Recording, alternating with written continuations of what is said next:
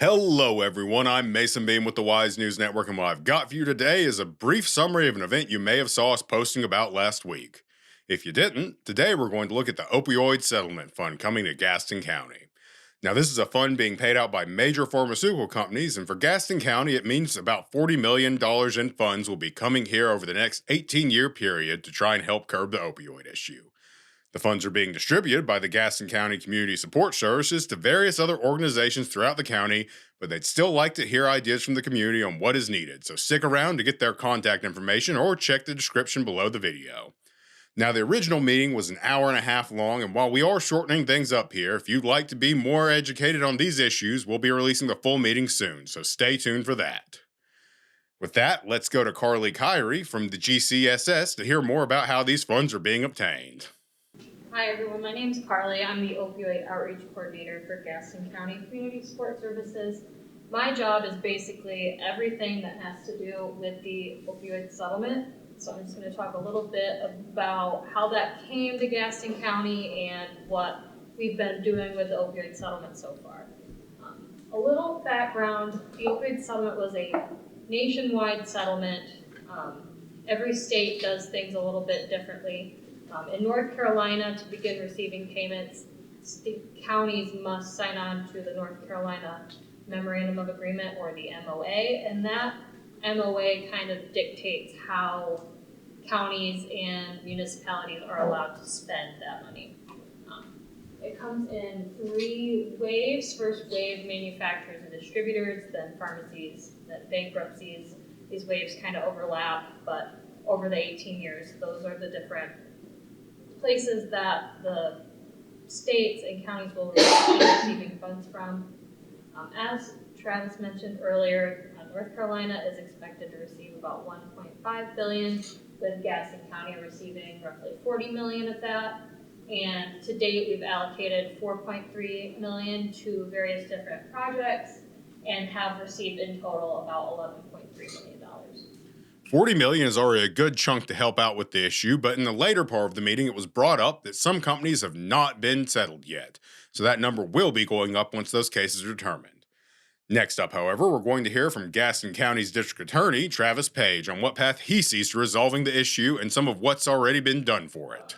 When I took office in 2021, I heard a staggering statistic that here in Gaston County, we had about 483 kids in foster care. Well, you'd say, well, what does that have to do with drugs? Well, 70% of those kids were in foster care and out of their homes, uprooted from a steady, stable environment, and were in foster care because of some type of substance use issue from one of their parents. And think about that. That becomes a generational problem for Cherryville, for Gaston County, and for all of our surrounding areas. And so I think it's important that when we sit down and talk that we look forward and look at what we can prevent just as much as what we can correct. For me, I see the drug problem as being a supply and demand issue. I think we have to tailor our approach and look at it in 2 separate ways. One, we've looked at the supply side of it. We've worked with law enforcement, our eyes and ears on the ground, to try to identify who the dealers are in the community. Where are the drug houses, the 416 Pine Streets, that I'll commend Chief Hunsucker and the city for helping get that cleaned up, bringing in ALE. So it's not just nuisance actions, but it's prosecuting death by distribution cases when someone sells an opiate and it causes an overdose, or what I would consider a poisoning. We need to get the business away where dealers, one, it's too expensive for them to do business here in Gaston County, but they have no clientele because no one wants it, because they found a better life.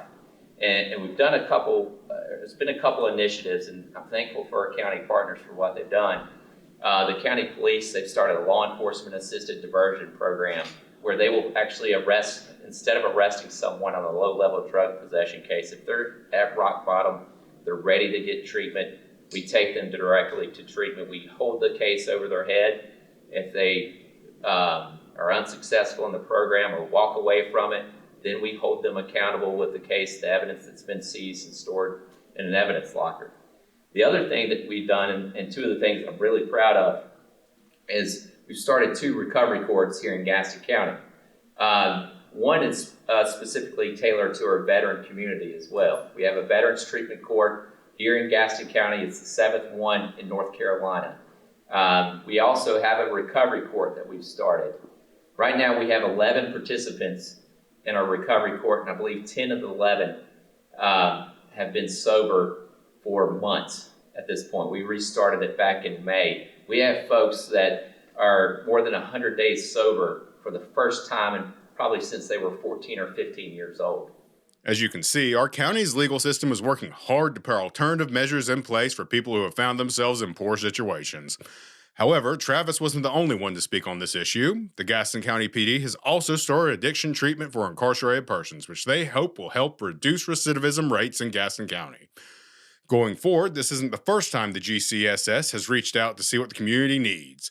We'll hear from another one of their members, Melanie Lowrance, on that now. Here's what we heard from the community through that process. We heard that individuals need access to evidence-based addiction treatment, and that is treatment that includes medication for opioid use disorder.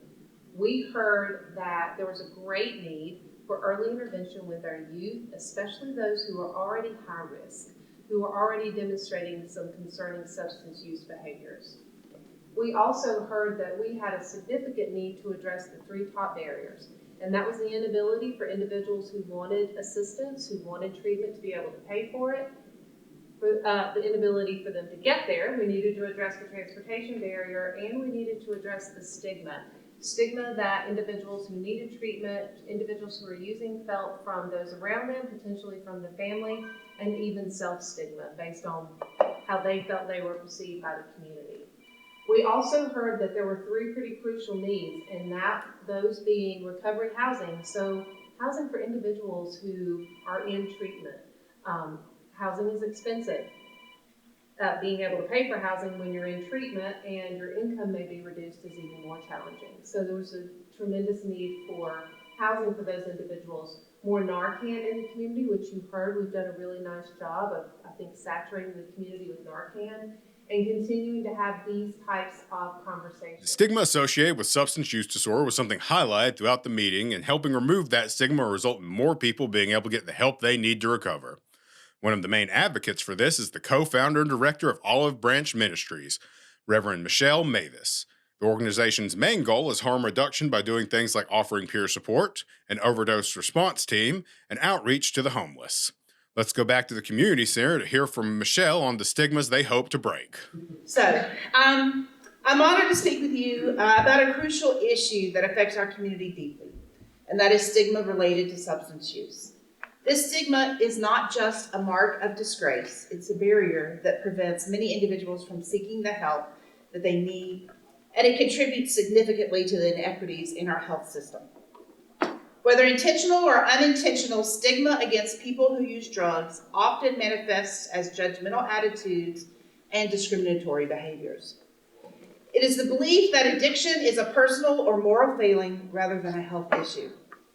This viewpoint leads to exclusion and marginalization, making it harder for those affected to access services and the support that they seek. Consider this. When we label someone as a junkie or an addict, we reinforce negative stereotypes that paint their whole being with a broad brush. This language not only diminishes their dignity, but also dissuades them from seeking help due to fear of judgment. And imagine how this fear can keep someone from going to a doctor, entering treatment, or reaching out for support services that are essential for recovery or health. When we're talking about health equity, stigma directly impacts equity by creating an uneven playing field. When people who use drugs are stigmatized, they are less likely to receive timely medical care, mental health services, or social support. This disparity leads to worse health outcomes, increased rates of disease, and ultimately a higher burden on our health systems. By perpetuating these inequities, stigma contributes to a cycle of poor health and limited opportunities. Changing our language is a powerful tool in breaking down these barriers. Words matter. When we shift from terms like addict to person with substance use disorder, We acknowledge the individual behind the condition. The condition is the problem, not the individual. That's all for today, everyone, but be sure to keep an eye out for the full conference if you'd like more information on how to get involved. As always, you can read more about this in our article, including hearing more about these topics from a Cherryville citizen who has experienced what this epidemic can do in her own family. For that and all of our articles, head over to wisenewsnetwork.com, which if you're a regular reader, then be ready to see some changes soon because we're revamping the website to be easier to navigate, have an article search feature, and a whole lot of back-end stuff that won't affect you guys very much, but it should help the site grow.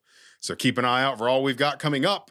And until next time, everyone, this has been Mason Beam with the Wise News Network.